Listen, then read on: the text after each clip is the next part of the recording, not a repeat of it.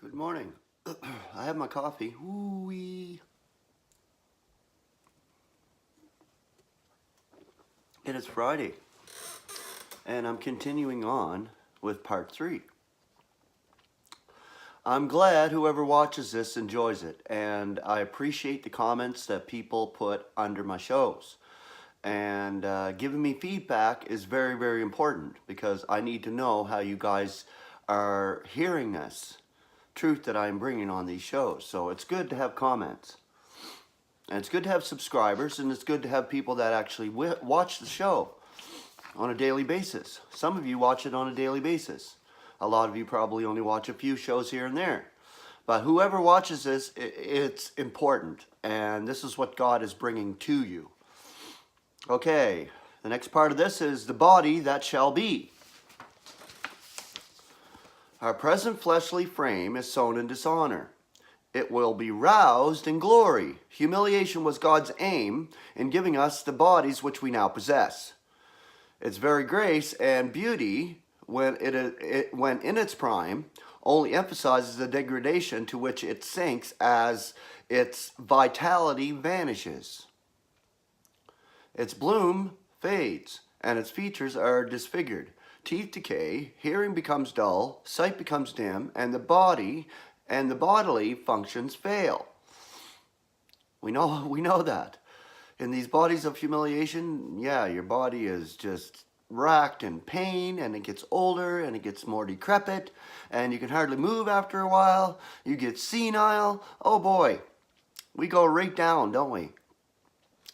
At the beginning, it's funny because our bodies are vital and vibrant when we're kids, and we jump around and we play, and we just use these bodies that God has given us like crazy until we get old, and then we got to lay down, and we got to have naps, and we got to be babysat. Really, the older you get, that's how it is in these bodies of humiliation. Senility is a sad sight, indeed, unless we see it in a God-given contrast to the glory, which is in store for us in the resurrection. Even to be rid of these inglorious signals of decay and death would be a consummation devoutly to be wished. But that is far from fulfilling the expectation held out to us. Even the glory of Adam's sinless form, doubtless clothed in a luminous robe of light, cannot compare with the celestial splendor that will be ours in that day. It is sown in infirmity. It is roused in power. How helpless is a babe of the human race? Perhaps no other living thing is so dependent on as a newborn child. And even when it reaches maturity, how pitifully puny man is when matched with the forces of nature, and how soon the strength of the mighty leaves them. A few score years, and most men have spent their vigor. Work becomes a burden. Do I know that? Yes, work becomes a burden.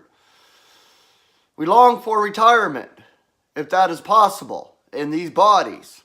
Most people work till they're 70 or 80 years old, and by that time, you're done. The bodies are done. Steps begin to totter. Backs begin to bend. Infirmity makes life an intolerable load. In case disease or violence has not cut short our career, all this would reflect seriously on the Creator if it were the object and end of his dealings with mankind. But it only enhances his fame. When we see that infirmity is merely the veil for the display of future power that will be ours in resurrection. Then by comparison, even the professional strong men of today will be puny puppets. Then the work that wearied us once will be like a welcome relaxation. It has sown a soulish body. It has roused a spiritual. We may not be able to grasp this contrast as easily as the previous ones, but here we are given a clue which will lead to us to see why our present bodies are corruptible and dishonorable and infirm. The life's principle, spirit, is not paramount.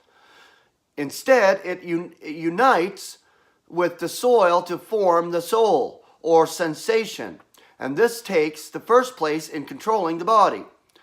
As this is the principal point in the next discussion, we will not go into it further here. It will be much easier to understand after we have studied the place of the flesh in our present bodies. Having shown by illustration of the seed that the same spirit may vitalize two different kinds of bodies, such as a bare kernel and a plant with branches, leaves, flowers, and fruit. When the first goes to corruption, Paul now turns to the soul and appeals to the animal world to illustrate quite a different aspect of the return from death. There was no change in spirit, unless it be in quantity, in the plant. The change was in the structure, the body of the life form, but the soul of animals, being in the blood, is closely connected with the flesh. Superficially, one might expect that the different bodily forms or shapes be pointed out, which adapt each animal to its surroundings, the fish for the water, and especially the bird for the air. But we will not receive wings in resurrection, as is so popularly taught. You're going to receive your golden wings and sit on a cloud and play a harp. That's what you're going to do when you go to heaven, when you die. This is what's taught. Is that not a children's fable? That's like a story you'd tell your kid, like a fable. And that's what Christendom teaches. Seriously, they teach it. The change goes deeper than that. It is our flesh that needs a renewal.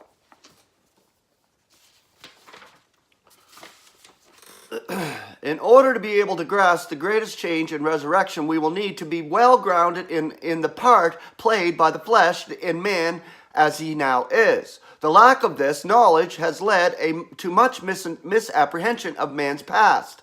It is essential if we wish to apprehend his future. The flesh is the villain in the tragedy of human history. To it is due the failure and futility which has characterized his existence hitherto. It is impossible for us to realize that apart from God's revelation. Even then, much has been missed, and believers themselves are tempted to try to improve the incorrigible flesh. Yes, so do not we try to improve this body of humiliation, make it look good, make it feel good. This is it. But this is natural in human nature. It was not until Paul's epistles were penned and we hid the final verdict condemning the flesh that its true character and function could be understood. But when once we learn this, then we see its real role from the very beginning. Various forms of flesh. All flesh is not the same. However, 1 Corinthians 15:39. This is vital to our theme. We can see this in nature. Not only is there human flesh, but the various forms of animal life have flesh also. From these we may learn the needful lesson that all flesh is adapted to its sphere. The birds may fly in the air and the fishes swim in the sea. But woe to the bird that seeks the depths of the ocean, or the fish that would fly in the empyrean. Both would die in a comparatively short time, because their flesh is not fashioned for the element in which they find themselves. Man may die beneath the water and jump into the air for a short space of time. He may prolong his stay by artificial means for a longer period. But his flesh is so constituted that it cannot live anywhere except on the surface of the earth, for which it was made. Airplanes and submarines are abnormal and are chiefly used as instruments of destruction and death. Flesh and blood go to corruption. Flesh and blood is not able to enjoy an allotment in the kingdom of God because it is corruptible. 1 Corinthians 15, chapter 15, verse 50. Flesh without blood tends to disintegrate, decompose, decay, putrefy, and return in the soil from which it came. It is by a constant renewal of elements from the soil through the blood that living flesh is kept from total decomposition or corruption, such as would take place if it were severed from the body altogether, and there were no blood to replace the waste and repair the tissue. This is what takes place at death. The beginning of decomposition commences long before life ceases. That has been going on from the start, even before birth. Before death, it is counteracted by the assimilation of food and oxygen in healthy, youthful organisms, but to a diminishing degree as age decreases and the vitality. Let us repeat this important fact in other words. Soil from the ground formed into the organism by the hand of God would soon return to the soil without blood to bring further supplies in form of food as well as oxygen from the air to replace the losses due to the disintegration which results from the life processes. If we take a piece of flesh which is cut off from the supplies and take no measures to hinder it from spoiling, it will soon decompose and disappear with very disagreeable accompaniments. The simple fact in nature, which all men have observed, gives the... Hold on. Woo-hoo. Fingers don't want to turn the page. That's all right. Where am I? Wow. Just went like that. Okay. Gives the word flesh its special meaning and usage in God's word. It is corruptible. It is the corruptible part of man, often miscalled his sinful nature, and other misleading terms. When mankind is called flesh by the figure near association, it does not mean merely that he is composed of organic soil or that he has a body, but that he is corruptible and mortal. Metabolism. The process of building and demolishing the bodies of living creatures is called metabolism by medical men and is divided into anabolism, upcasting, and catabolism, downcasting. It is in effect living and dying at the same time. If the flesh were not continually supplied with fresh substance and energy by means of the blood, it would gradually waste away until all of it had returned to inorganic soil. It would go to corruption. The blood is needed, not merely to build and to vitalize, but to repair and damage which is constantly occurring. That is what is meant by the phrase flesh and blood. First of all, flesh continually inclines to decompose, yet is hindered by the blood, which reaches every part and counteracts decay. Adam and Eve. This system of flesh and blood may last indefinitely, so long as it functions perfectly. It seems that Adam and Eve continued to keep themselves nourished and healthy by means of the fruits of Eden's garden, even though their flesh was the same as ours, for we inherit ours from them. It was renewed as fast as it was broken down, so for practical purposes displayed none of the signs of decay. The repair was so persistent and perfect that the measure of the flesh decomposition was made up by the continual assimilation. But the moment that they ate of substance which, instead of repairing and restoring the flesh, acted rather to cooperate with the latter in its tendency to decay, then the flesh was no longer restrained as it had been, and a gradual process of corruption or dying changed the course of life toward death, and immediately dimmed the glory of primeval perfection. Adam in Eden was not immortal in any sense. That he could die is evident from the fact that he did, eventually. That he was not immune from death even before he sinned seems indicated by the presence of the tree of life in the midst of the garden. Genesis chapter 2, verse 9. Of this could freely eat. Of this he could freely eat, though there was no need. As a result, he was not dying. He was not undergoing the process of death, which characterizes all humanity since his expulsion from Eden, and will continue until the tree is restored in the future. Ezekiel 47 verse 12 and Revelation 22 verse 2. The immortality of the soul or of the spirit or of the body or of the whole man is contrary to God's word from the beginning to the end. Sin and death are necessary for training man for his mission in the universe, as well as for his own knowledge of God and his grace and love. Therefore Adam was made mortal, and the tree of the knowledge of good and evil was put within his reach, so that through the discipline of death, he might be prepared for his place in the universe. I think we're on the end of this. If I can ever get these pages apart, look at that. We are. Look at this, the end of part 3. So I can finish part 3 and continue with part 4 on Monday. That the tree of life was not only a food, but also a medicine is clear from the latter scriptures, and is intimated by Adam's expulsion from the garden. Even after he had offended, he was driven forth lest he take of the tree of life and live for the eon. The tree that he did not need before he sinned could have kept him from death afterward. In the next eon, when Christ is the great priest of his people, the tree will be a panacea for the ills of the nation. Its fruit will be for food. Its leaves will heal them of their diseases. Ezekiel 47:12. In the new earth, its curative power will not be needed for the nations. That is why death will be no more. Revelation chapter 21, verse 4.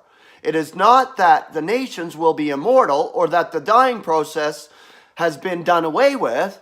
That does not come until the consummation when death is abolished. 1 Corinthians 15:26. Were there no tree of life to arrest the ravages of the last enemy, death would still reap its grim harvest in the last eon. The tree of life.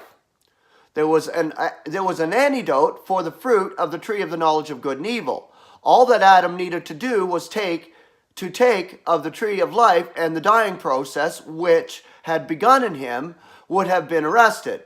To those who are not in God's confidence, it seems strange that he should have planted the poisonous tree in the midst of the garden, even if he did warn Adam not to eat of it. Yet it is stranger still that after planting the tree of life, he would not let Adam eat of it in order to counteract the evil that had been done. And not only so, but why does he not give us such a tree today, when it is so sorely needed? In the coming eon, he will not withhold this boon from mankind, and they will find relief from the weakness and the corruption which is inherent in the flesh by eating the fruit of the tree. Ezekiel 47:12 and Revelation chapter 22, verse 2. There will be no need of the tree in the 5th eon, as God will be their presence and the light. The setting of the scene in Eden was entirely contrary to the teaching of theology. To make it agree, we would be forced to exchange the tree of the knowledge of good and evil in the midst of the garden for the tree of life. If God wanted men to be immortal at that time, he would have put this tree within man's easy reach and taken the fatal tree away entirely. He would not have done that. Put that tree in the midst of the garden on purpose, and he did it.